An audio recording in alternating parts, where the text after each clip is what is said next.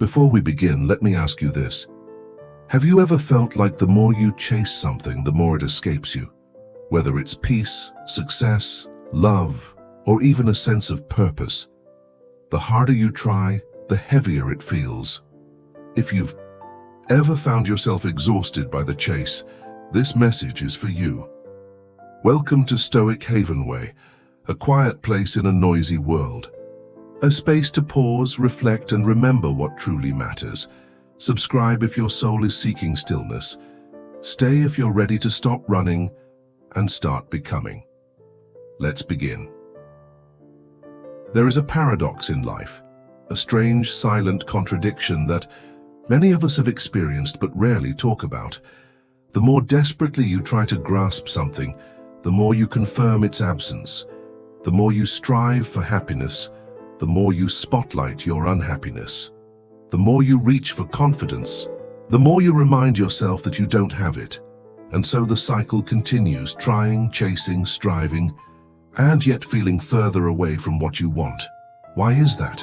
Because your outer reality is not separate from your inner world. It is not some objective thing floating out there, waiting to be conquered. It is a reflection, a mirror of your state of consciousness. When you walk through life with a mindset of lack, you unconsciously attract situations, people, and outcomes that reinforce that belief. Every action taken in desperation only deepens the sense of not having. And soon your entire life begins to revolve around the illusion of not enough.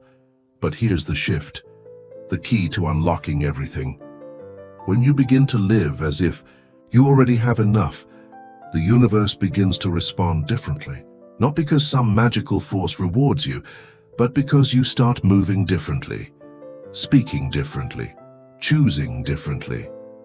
You stop negotiating your worth. You stop begging life to validate you. You stop tying your happiness to a future moment that never seems to arrive. Not every effort leads to better results. In fact, some things in life only come to you when you stop trying to force them. You can't chase peace and expect serenity. You can't control love and expect it to feel real. You can't obsess over confidence and expect it to flow naturally. Sometimes what you truly need is not more effort, but more release. Let go. Not because you've given up, but because you're choosing to trust. As Epictetus once said, wealth consists not in having great possessions, but in having few wants. True power isn't found in having everything, but in needing less. Imagine this. You're craving wealth. What's the first thing most people do? They work harder, they hustle, they stress about every expense and panic over every missed opportunity. But now picture someone who acts from a place of already having wealth, not arrogance but quiet confidence. They make calm, thoughtful decisions. They spend intentionally, not fearfully. They invest in the future, not out of anxiety, but out of vision. This person isn't controlled by money, they are in control of it. And that shift in mindset creates a ripple effect that attracts more abundance. It's the same with love. When you constantly feel emotionally empty, you cling to others. You become needy, overly accommodating, trying to earn love like it's a reward. But if you live as though love is already within you, if you show up whole, grounded, and self-aware, you stop chasing connection and start radiating it. And that's the paradox. The less you need from others, the more magnetic you become. The Stoics understood this deeply. Seneca once said, "We suffer more in imagination than in reality." When you convince yourself you lack something, your mind finds ways to make that belief true. You start seeing the world not as it is, but as you fear it to be. So instead of obsessing over what you don't have, try living from the result you desire. Act, think, and choose as though it's already true. Your body language changes. Your energy shifts. You become a creator, not a chaser. Now let's go deeper. One of the most powerful moments to apply this practice is right before sleep. That final window before your mind drifts into unconsciousness is sacred. It's when your subconscious is wide open, ready to be shaped. Most people use this time to worry, to replay regrets, to anticipate problems. But what if, instead, you closed your eyes and truly felt your desires as if they were already real, not just imagining them, experiencing them? If you desire peace, feel the stillness as if it's already within you. If you want a new career, visualize the satisfaction of doing work that matters. If you long for love, feel the warmth of being seen, understood, and accepted. The subconscious doesn't distinguish between real and vividly imagined. It only knows what you keep repeating to it. And when you wake up the next morning, you won't be reacting from lack. You'll be acting from truth, from confidence, from the foundation of already having. This practice is not denial. It's not delusion. It's alignment. It's a return to the truth that everything you're seeking, peace, love, purpose, is already within you. But it cannot be chased. It must be uncovered. So try it tonight. Stop chasing yourself. Stop running after life. Stand still long enough to let it find you, because the moment you stop striving is often the moment it all starts arriving. When you no longer act from desperation, you begin to act from power. When you no longer need, you become magnetic. And when you stop chasing, you start becoming. In the last part, we explored how chasing after peace, love, or success often pushes them further away, and how shifting your inner world can change your outer reality. Now let's take a closer look at how your thoughts, not circumstances, shape your experience. The world doesn't decide how you feel. You do. Every event by itself is neutral. It holds no positive or negative meaning until you give it one. The words of another person, whether cruel or kind, only gain power if you let them settle inside you. A failed project, a lost opportunity, a closed door. None of those define who you are, not unless you decide they do. This realization is freeing. It returns power to its rightful owner, you. You don't have to change the entire world to feel better. You don't have to control every person or predict every outcome. You just have to master your perspective, because once you learn to guide your thoughts instead of being ruled by them, the chaos around you loses its grip. You stop being reactive. You stop letting external storms dictate your inner peace. Picture your life as a mirror. It doesn't produce its own images. It simply reflects what stands before it. If your mind is clouded with fear, doubt, and anxiety, that's what you'll see mirrored back in your life. Opportunities will feel risky. Relationships will feel unstable. Even success will feel suspicious. But if you choose to nurture calmness, clarity, and quiet strength within, your world shifts with you. The mirror now reflects a different image, one of resilience, confidence, and control. You are not the product of your environment. You are the creator of your environment. And creation begins inside. You don't need to battle your way through life. You don't need to force outcomes or manipulate circumstances. Think of it like this. When you walk into a dark room, you don't panic. You simply flip the switch. You don't invent light. You activate what was already there, waiting to be brought forth. Likewise, your peace, your power, your confidence, those things are already inside you. They're not earned. They're awakened. The moment you align your mind with truth instead of fear, the external world begins to reflect that alignment. This is why chasing success or validation so often backfires, because every time you chase, you're also shouting to the universe, "I don't have this yet." And that belief becomes your reality. But what if you stopped running? What if you started living as if you already possessed what you're after? That's not pretending. That's becoming. Walk as if peace is already yours. Act as if success has already been woven into your identity. And just observe, how differently people respond to you, how differently life begins to unfold. Have you ever seen someone walk into a room and instantly draw attention? Not by speaking loudly, not by demanding the spotlight, but simply by being? There's something magnetic about that kind of presence. It's not performance, it's not arrogance, it's the quiet power of someone who has cultivated a strong internal state. They don't need validation because they already trust their worth. They don't fight for respect because they are respectful toward themselves and others. They don't grasp for attention because their very existence is enough. If you ever feel like something's missing, whether it's love, peace, success, or simply meaning, take a breath. Pause. Don't scramble to fix the feeling. Instead, turn inward and ask, what is my current state of consciousness reflecting into the world? Because life doesn't give you what you beg for. It gives you what you believe you already are.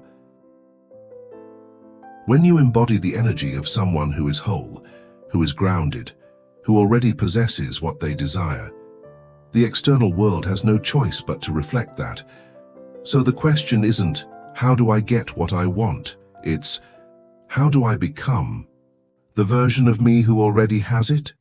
The answer isn't found in force or pressure or rigid control. It lies in a quiet, internal shift, a decision to stop pretending and start remembering who you already are. The Stoics knew this. You cannot force yourself to be confident. You cannot pressure yourself into peace, because the very act of forcing is an admission that you don't yet have it. So what's the alternative? How do we step into the life we long for without falling into a trap of artificial effort or fake optimism? The answer, as you'll see next, might surprise you. We ended the last part by asking a powerful question.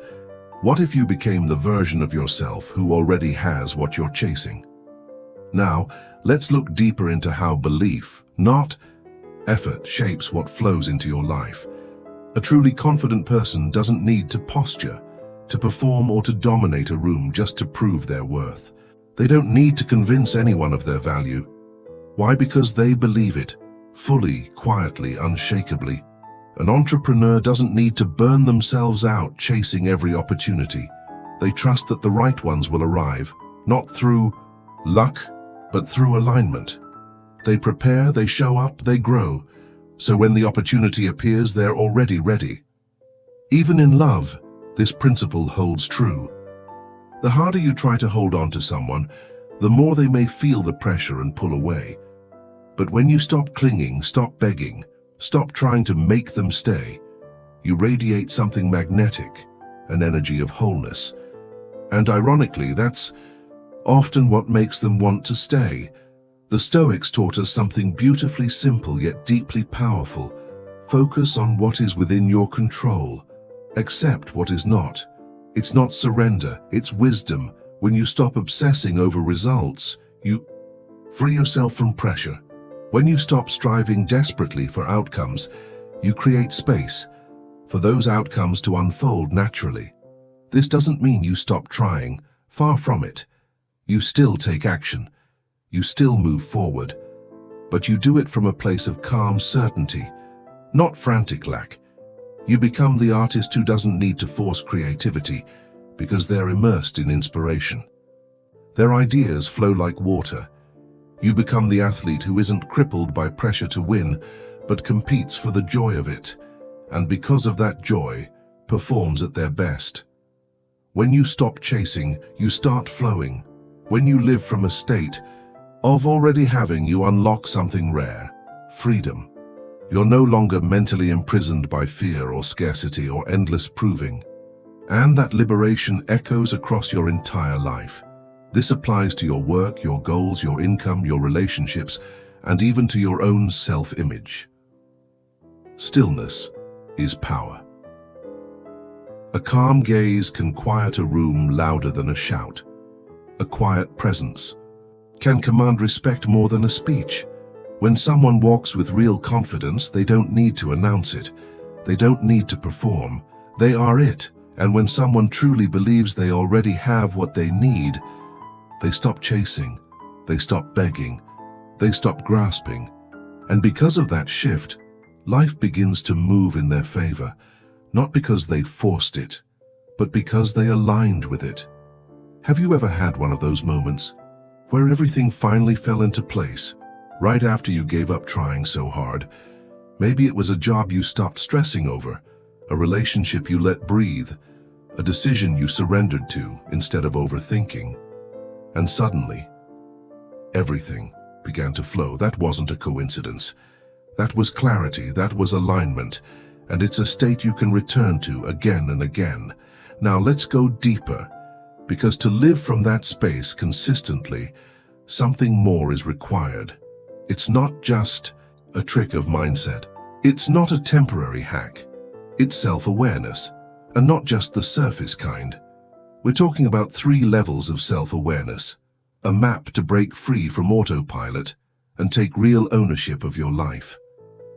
In the last section, we explored 3 levels of self-awareness, how most people stay trapped in their outer self, and how only through conscious effort can we move toward the inner and divine self.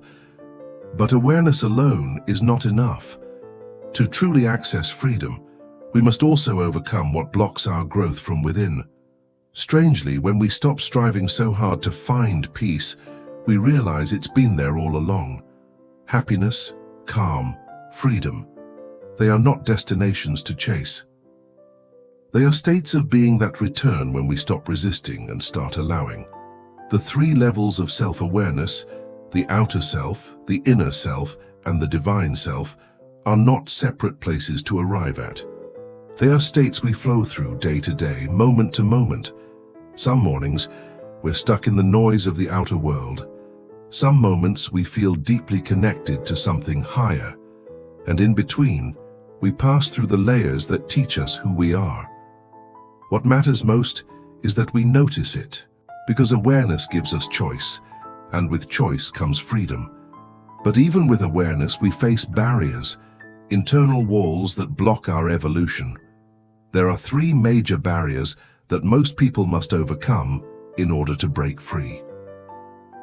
Identification with the body. Identification with thoughts. Identification with personal stories.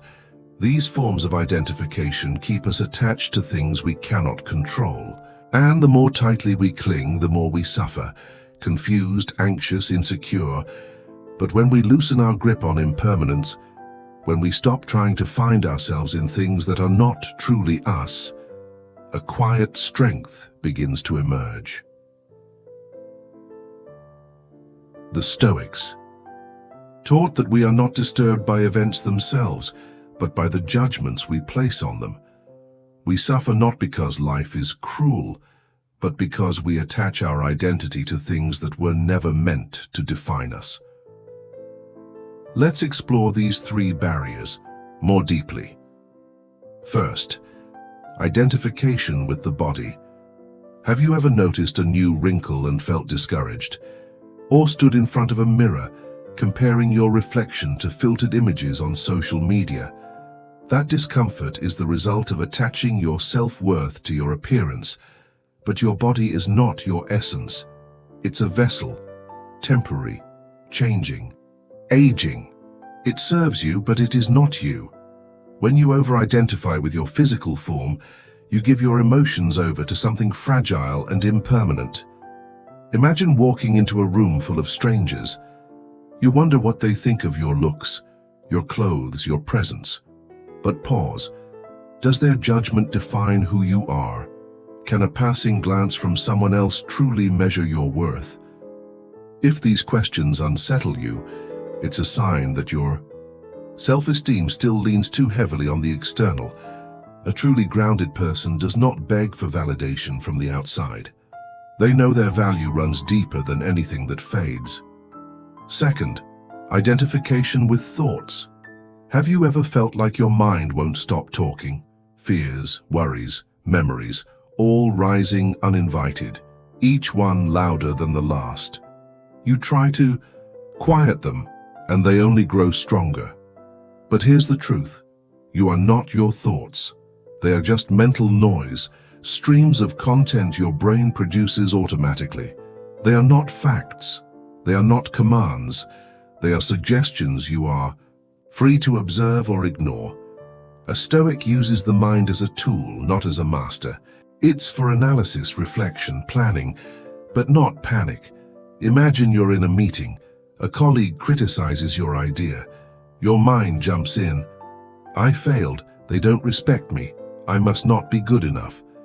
But if you take a breath, if you step back, you'll realize those thoughts are not truths.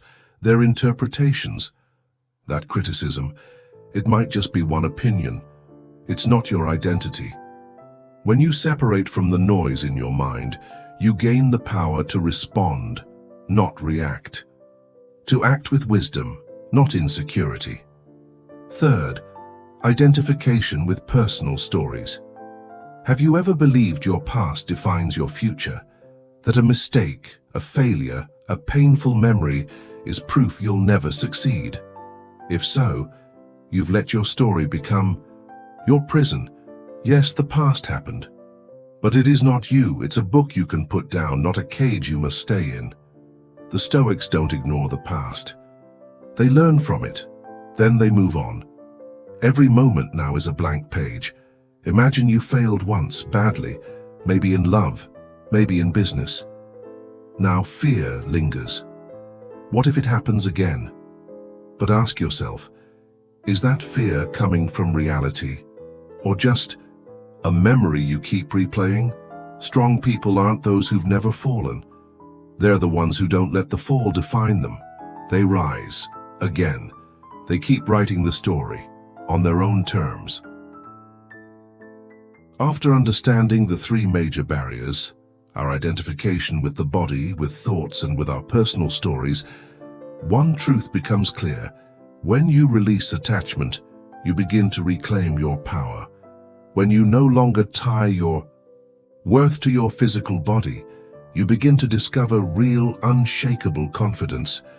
When you stop believing every thought your mind throws at you, you find peace, a deep, centered calm that isn't swayed by fear. And when you stop replaying the stories of your past like a broken record, you finally step into the future with clarity and intention. In truth, you don't need to seek anything, because everything you need has already been placed inside you.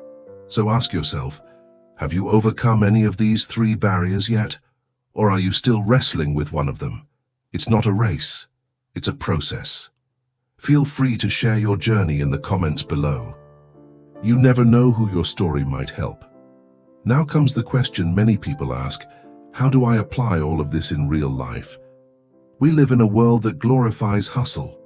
We throw ourselves into the race trying to control everything, forcing success, chasing results. But ironically, the moment we stop pushing so hard is often the moment when what we've been longing for comes quietly closer. This is the beautiful paradox of Stoic philosophy. Peace arrives when we stop chasing it. Power rises when we stop trying to control. Joy flows when we stop demanding it. Now, this doesn't mean you stop putting in effort. It means the quality of your effort changes. You move from desperation to clarity, from attachment to action rooted in wisdom. You act from a grounded space, outside the storm, not inside it. Stoicism teaches us this key idea. You are not what happens to you. You are the one who watches. You are not the chaos. You are the quiet center. You are the awareness that sees everything without being consumed by it. Imagine this. You're having one of those days. Nothing seems to go right. Your plans fall apart.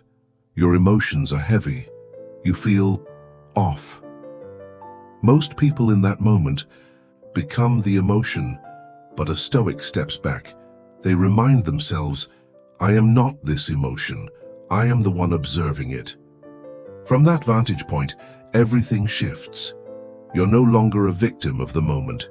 You're no longer making choices based on stress or pain. Instead, you act from clarity. You respond, not react.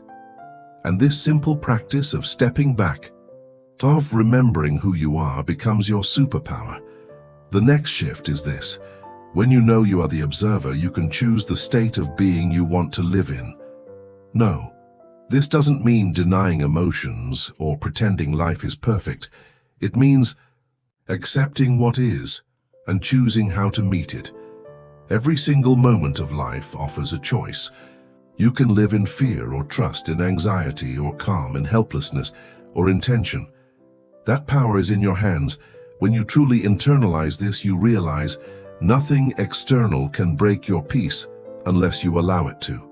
Finally, one of the most practical ways to live this truth is simple yet profound. Live as if your goal has already been achieved. Before it happens, feel it. Not just thinking about the outcome, but actually living in the emotional space of success. If you dream of finishing a big project, feel the relief and pride as if it's done. If you desire love, feel the warmth of already being deeply connected. This is not fantasy. This is preparation. Yuko. Begin aligning your inner state with the version of yourself who already has, not the one who lacks. And when you feel abundance, security, and calm now, you stop chasing from emptiness. You act from fullness. This inner abundance magnetizes opportunities. It empowers your actions with confidence. It makes you resilient because you're no longer seeking proof. You're living as proof. And here's what happens next. You begin to sense something invisible but undeniable awaken within you. A quiet force, a knowing, a power. You realize, I am the one who creates my life, not luck, not anyone else. You. And when that realization lands fully in your soul, you don't need to search anymore. You've found what you were always looking for within yourself. And that's when the phrase becomes real. I am the power. Not just a quote, not just a mantra, but a truth that changes everything. In the last part, we explored a truth that changes everything. When you live as if the goal is already within you, when you shift your self-image, you begin to embody quiet strength. Now we complete the journey by returning to the one place it all begins, yourself.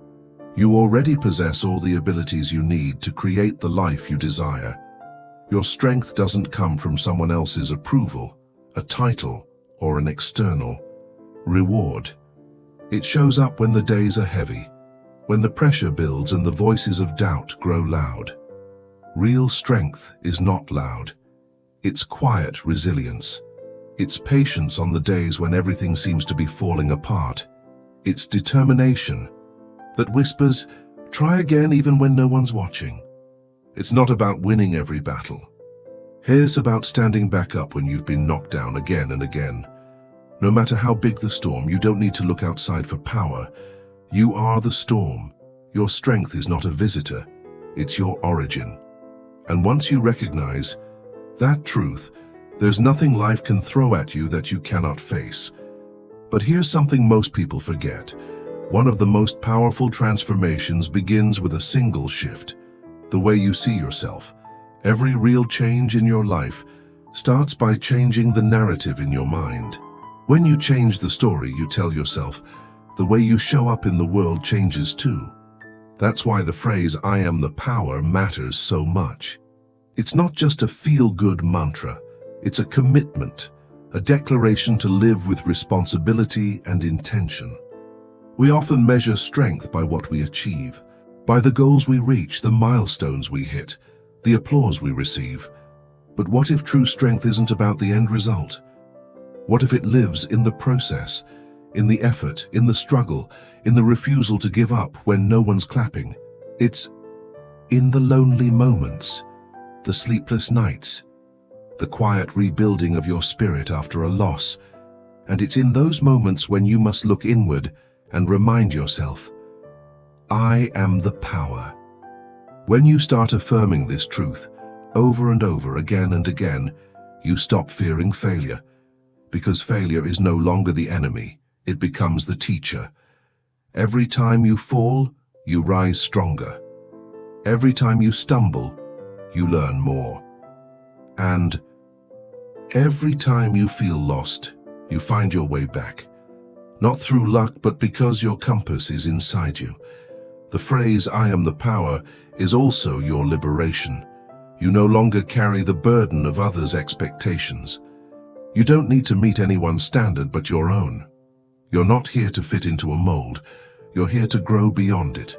Your life becomes your own canvas, your own rhythm, your own quiet revolution. When external pressures no longer dictate your worth, you become more free, more grounded, and more powerful than ever. But to unlock all of this, you must begin with trust. Trust in yourself. Don't let the opinions of others shake your belief. Don't let doubt steal your clarity. You are the power, an unshakable force, a deep inner current that nothing and no one can take from you. Live with that belief. Let it guide your steps. Let it shape your mindset, your relationships, your goals, and your life. The core message of Stoicism, "Stop chasing and you'll receive," is more than a philosophy. It's a return to patience, a practice of self-respect. It's a shift from striving into trusting. When you let go of desperate effort, the universe begins to flow in your direction. Silence becomes strength. Stillness becomes clarity. Acceptance becomes freedom. So let me ask you directly, do you believe that by letting go, you actually gain more? That stillness can be more powerful than struggle? If this message resonates with you, leave a comment below. 1, yes, 2, not yet. Let us know where you are on your journey, because every voice matters. And if you found value in this message, help us share it. Click like. Send it to someone who needs this reminder today. Thank you for walking this journey with us. If this video gave you even one moment of clarity, one breath of calm, one shift of perspective, we're honored to have shared it with you. Subscribe to Stoic Havenway to receive more powerful reminders rooted in ancient wisdom and everyday strength. Turn on the bell so you never miss a message your soul might need. And until next time, stay still, stay grounded, stay powerful, because you already are.